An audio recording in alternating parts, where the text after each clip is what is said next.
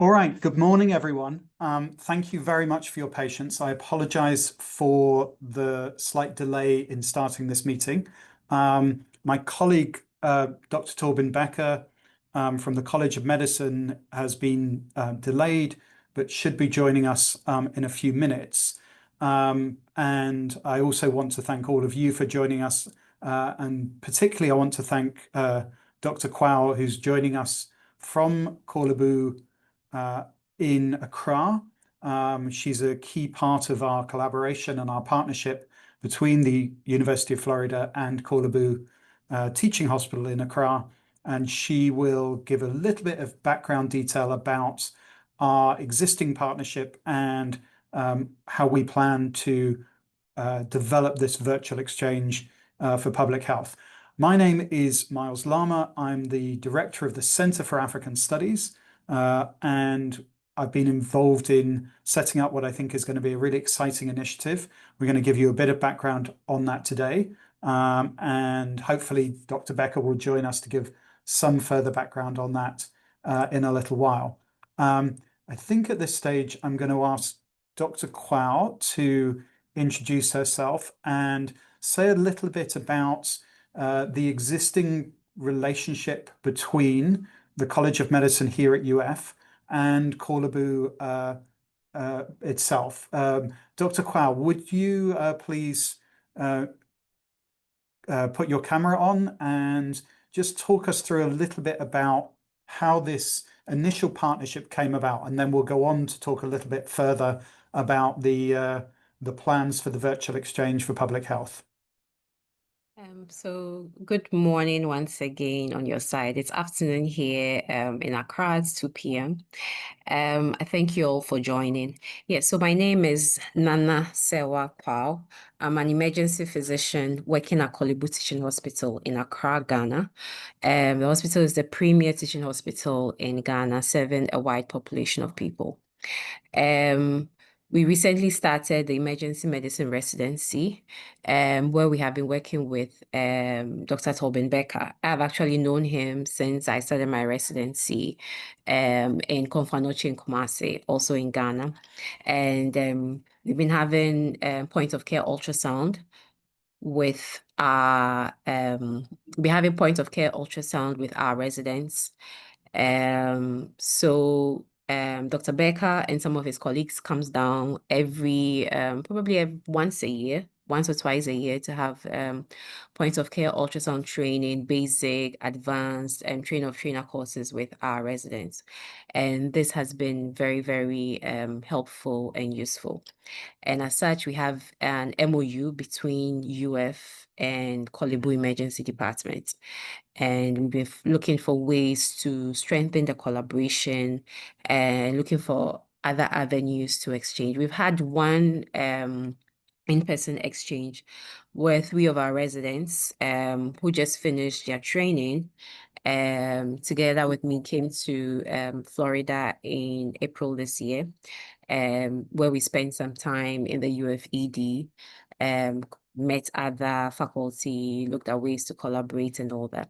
And through that was where I met Miles and his other colleagues in the African Studies faculty.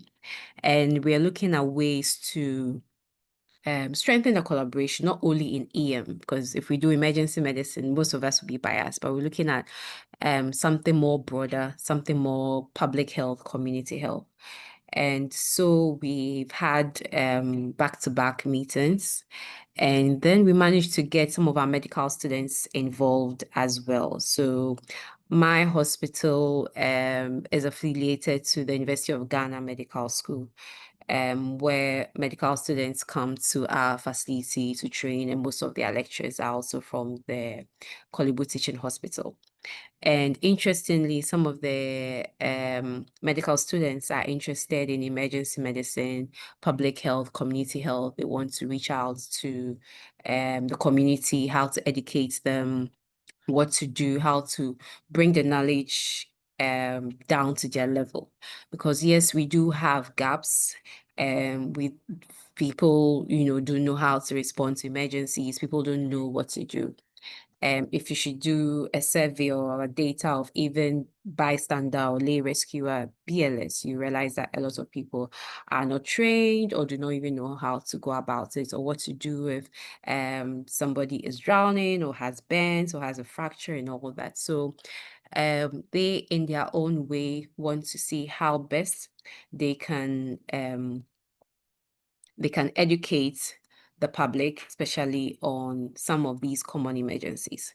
So we're trying to see how we can collaborate with some of the students in UF, so it to be like a virtual exchange, where things our students have not even thought of, or the ideas of how you think we can make this more meaningful, reach down to the populace and all that.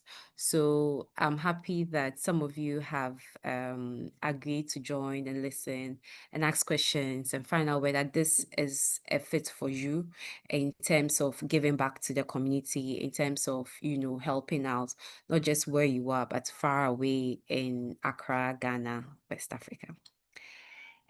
Miles, I don't know if this is a good background so far.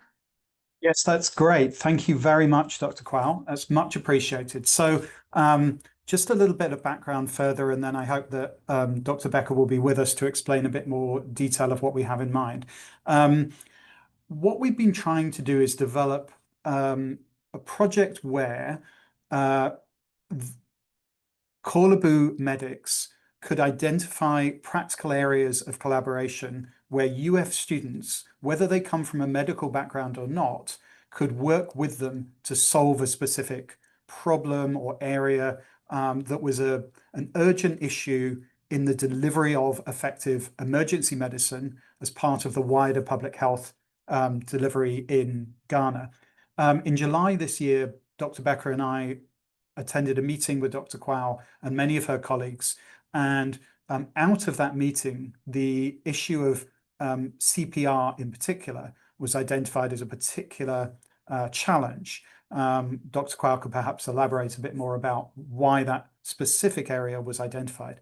So the virtual exchange that we've developed and that we've invited you to participate in will involve a virtual exchange. This is not a virtual exchange registered course, it's a virtual exchange initiative that interested UF students will work with a team of Corlebu medical students to develop accessible, culturally appropriate, and impactful resources for the delivery of public health messaging in Accra. We think this will create really exciting synergies between medical professionals in Accra who are well-versed and expert on the local needs and the local situation, and UF students keen to work internationally through a virtual exchange that can deliver real, meaningful, real-world results and impacts. I'm going to invite Dr. Becker, who's joined us now, to further elaborate on how he would understand this from an emergency medicine point of view, and how we understand some of the benefits from a UF perspective and from a UF student perspective. I hope that's all right, Torben. Yeah, very good. Thank you everybody for joining this session. The goal of this collaboration, this virtual exchange, is to use a sort of first aid public health approach as an example and as a case study, so to speak, with regard to applied public health, and really looking at an emergency care related problem from a One Health perspective.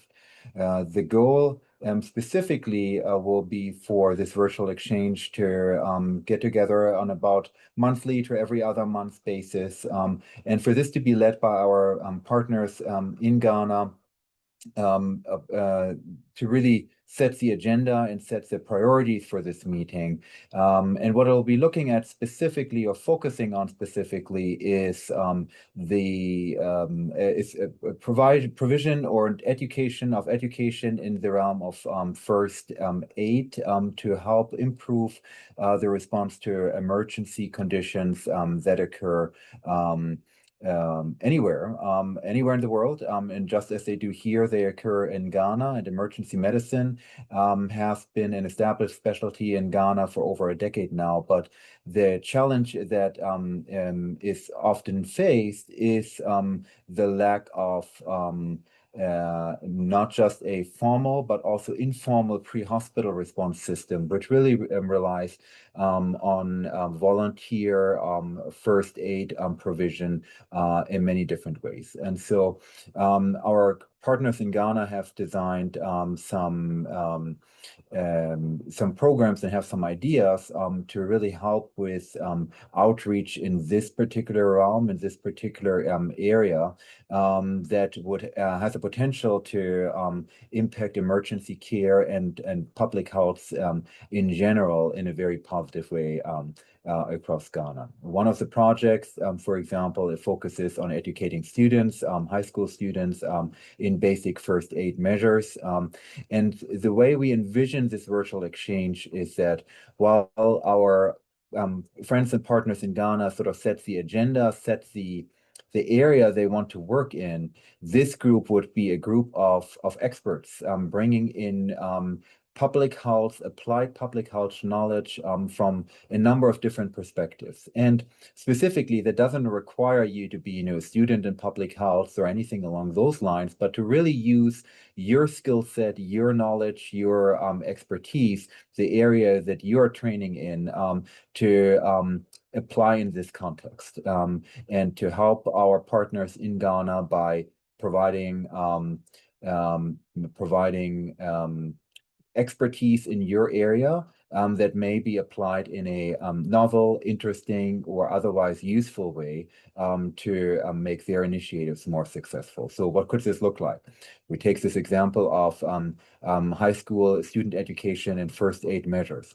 Somebody with a communications background could help with designing a radio outreach campaign, for example, something that would be, I think, quite beneficial for both teams, providing technical know-how, expertise, and insight on one end, but also providing the cultural context and cultural relevance on the other end. I think something both teams would learn a lot. Somebody with an engineering background may be able to help design a simple technical solution to help teaching a particular first aid emergency care skill. So those are sort of like some of the examples on how we envision this, this virtual exchange could and should work. And the idea really is that it would provide benefit to both partners equally, while being a project that is led by those on the ground who have the content and cultural expertise, but with this varied input from a sort of true One Health applied public health perspective. Why did we choose this? How did we get here? The University of Florida has partnered with a number of different institutions in Ghana for a number of years now. And the University of Ghana, with its affiliated Korebu Teaching Hospital, has been one of those partners that we're working with very closely. We have exchange on the physician level bilaterally with teams from Gainesville going to Ghana and teams from Ghana going to the US. This exchange, while very fruitful and both, I think, on a personal level, but also an academic and professional level, has been focused very much on medicine primarily. But we realize that there's so much more to improving health, especially in the area of emergency care, that widening this and broadening the scope of this collaboration towards really approaching this from a One Health perspective, but also from the perspective of engaging partners from varied specialties on both ends, could really bring this collaboration to to its next successful stage. And so I think that is sort of providing a basic overview of how did we get here and where do we want to go.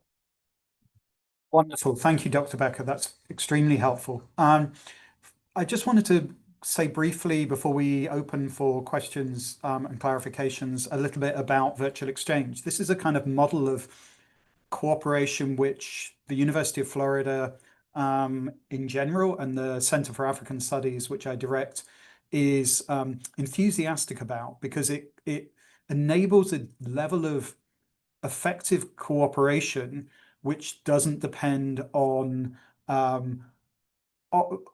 moving people from place to place, from country to country, which is a lovely way of collaborating, but which is a way that's somewhat only available to small numbers of people because of the expense and because of the logistics involved in doing that. Working virtually, which for the last 7-8 years, and certainly since the pandemic, has become a normal part of everyday life, creates this opportunity for us to work more effectively across borders, and should also enable, as Dr. Becker was suggesting, both collaboration on a specific project, but also a sense of cultural learning about what we have in common, something like emergency medicine, and also what is distinct about the different cultural and social understandings of those of these concepts. A One Health approach, as Dr. Becker has said, is to take biomedical understanding and combine it with social and cultural needs and understanding. So we think virtual exchange in this way can work really effectively. And what this would look like in practice is we anticipate that there would be something like a monthly meeting online between the team at Corlebu and the selected group of UF students. We would work as a team to sort of problem solve, to identify the specifics of this problem, to break it down into identifiable tasks, perhaps to set up working groups to look at specific aspects of delivery of this material. But also a lot of that work would take place online, but outside meetings, right? So virtual exchange enables the use of WhatsApp or the other forms of communication that we use in our everyday life, but applying that to the organization and generation of the kind of material that this project aims to produce. So it's a very distinct way of working. It kind of takes the way that we communicate in every day and places that at the service of this kind of project. I should stress that this is an initiative because this is not a credit earning course. This is the first time we've tried this. This may, in the fullness of time, become something that looks more like a course. But at the moment, it's what we think is quite an exciting experiment of placing these two groups together for mutually beneficial outcomes. And we're going to learn from doing that. So if you choose to participate in this project, you will not be earning credit, I'm afraid, but you will hopefully contribute to a pioneering form of virtual exchange that has, as we've said, we anticipate real world beneficial outcomes. And I think for each of you who choose to be involved in this project, that will be useful both from a kind of learning perspective, but also something that's a nice project to have on a resume, for example. I think that's all that the three of us wanted to say at the start. Let's open for questions, and please raise your hand if you have a question, and we will bring you in.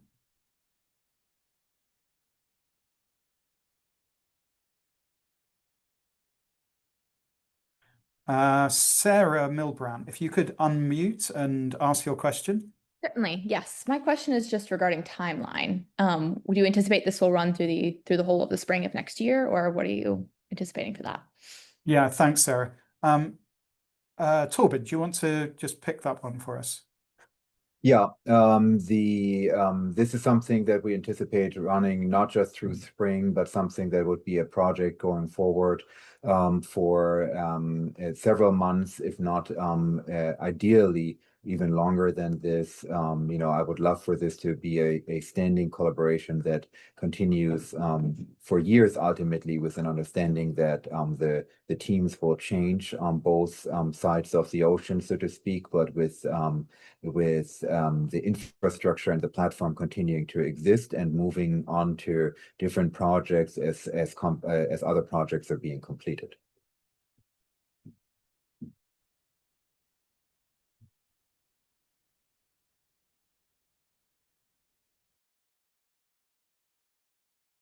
Ariana Angus, please ask your question. Good morning. I just wanted to inquire about the application process to be a part of the team. So if you've looked on the web page for this, we have an application form there where you provide information about yourself, your background, and your motivation for wanting to be involved in the project. So that is part of the documentation we've sent out. You should be able to register for that and complete your application. And the application deadline is soon, November 3rd. So hopefully those of you who are interested, please complete that as soon as you can. Carolina, do you want to go ahead? Thank you. I just want to know if you had some information on the key first aid topics that you guys are prioritizing. Torben or Dr. Quao, would you perhaps want to come in there?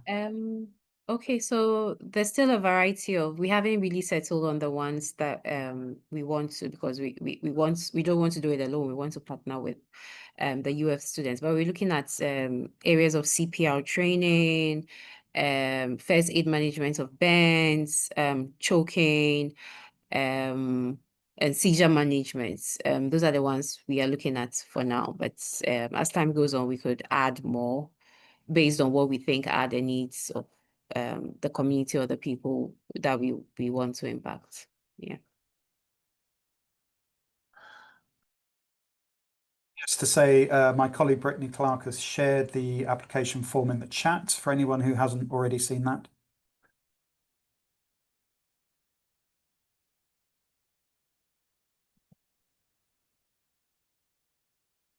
Rebecca Perrine, please ask your question. Hi, thank you so much for presenting this. I think it's a fascinating idea.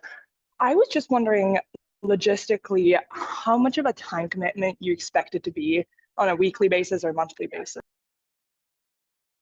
Good question. Torben, what would you estimate? So I would say the minimum, since we'll be looking at the meetings to occur ideally on a monthly basis and will typically last around an hour. So I think that would be the minimum commitment. Obviously that's not where the real work happens, in the sense of then working on a particular project. That will be sort of variable based on the contributions that you are providing specifically. So let's say there's a plan to create a radio advertisement focused on reaching young people, or focused on reaching taxi drivers who provide a lot of sort of informal first aid in Ghana. That could be somebody who's got a communication background, somebody who's got a graphics design background. Might commit more time to that project, working on helping design materials for it, helping design or create the recording and these sort of things.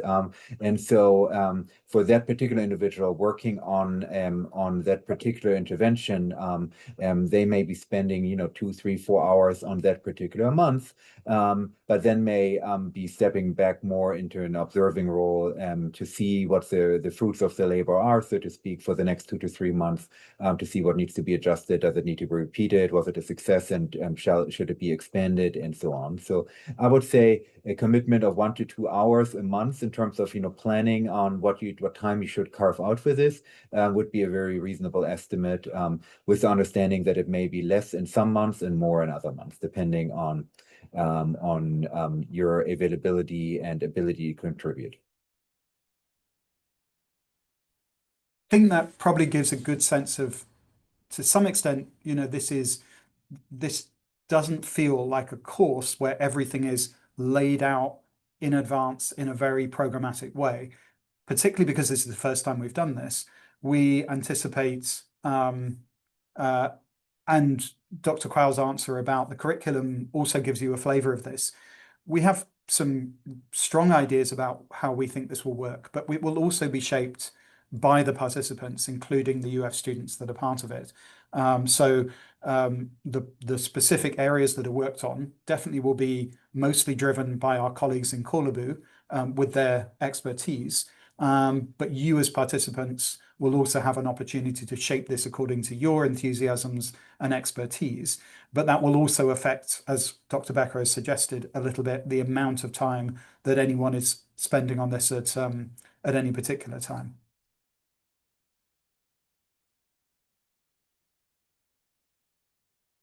Further questions from anyone?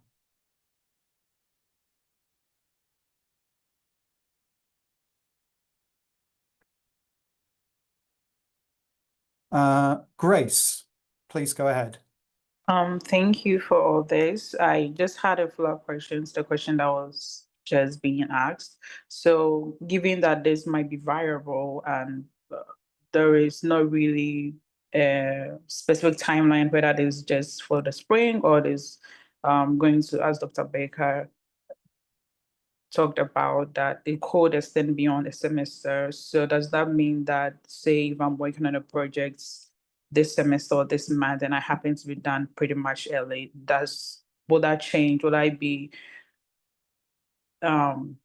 consulted on for another project? Will we be working on different projects at the same time? How variable would this look like? Thank you. I think the immediate commitment that we're looking for from the participants, from the recruitment we're doing right now, is for the spring. What will the likely timeline on this, and I should just briefly talk about this, we have a deadline of applications, which I think is November 3rd. We will notify we'll notify everyone about the outcome of that by probably around November 20. We will then in December send you a provisional schedule of meetings for the spring, likely one meeting a month between January and May 2026. And that's where the immediate commitment comes. We're not saying in order to apply, you have to sign up for the next 2 to 3 years. So I think we're going to have a finite specific project in the spring with the beginnings of some outcomes. The idea is, as Dr. Becker has said, is that we hope this will become the basis of a longer term project and collaboration. But the immediate participation we're looking for is from the spring onwards for the kind of timeline and commitment that Dr. Becker has described. I hope that clarifies that a little bit. We're not expecting you to sign up until 2029 or something like that. Jocelyn. Jocelyn Padron, you had your hand Yes, up. you kind of talked about it a little bit, but I was kind of wondering what it would look like the first bit, like when we get, accepted into a program. Would there be like an orientation of the sort?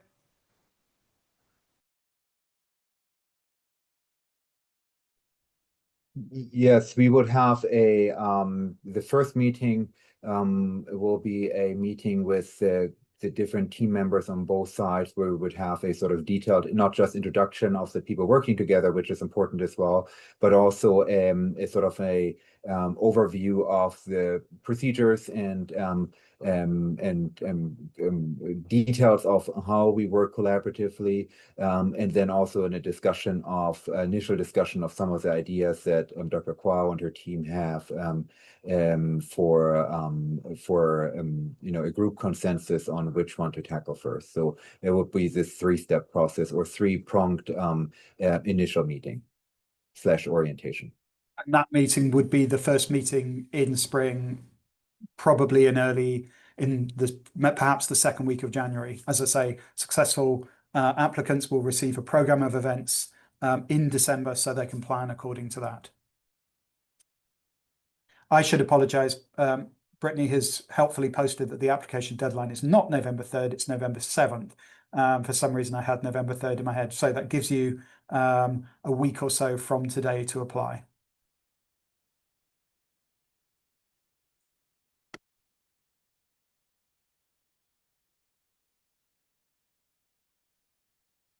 Okay, does anybody else have a question?